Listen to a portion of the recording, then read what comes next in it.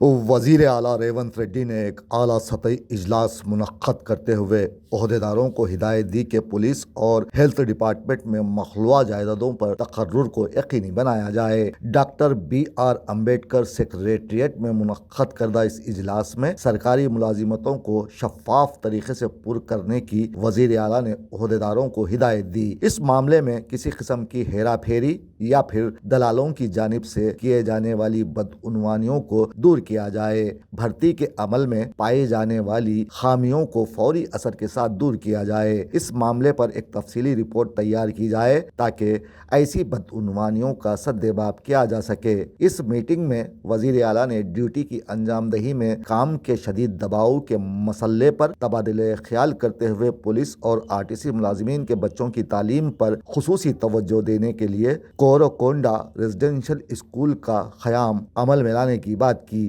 تاکہ انہیں بہترین تعلیم سے آراستہ کیا جا سکے۔ دوسری جانب وزیر اعلیٰ ریونت ریڈی نے DGP کو ہدایت دی کہ ہوم گارڈز کی تقرری کو فوری اثر کے ساتھ شروع کریں تاکہ محکمہ پولیس میں پچھلے 8 سالوں سے جاری خدمات کو دوبارہ مؤثر کیا جا سکے۔ ان کی صحت، مالی اور طبی ضروریات کو پورا کرنے کے لیے مناسب اقدامات کیے جائیں تاکہ حیدرآباد میں ٹریفک کو منظم طریقے سے بحال کرنے کی کوشش کی جائے۔ ٹریفک جام کو روکنے میں ہوم گارڈز کی خدمات ناقابل فراموش رہی ہیں۔ اس موقع پر IAS IPS عہدیداروں کی کثیر تعداد موجود تھی۔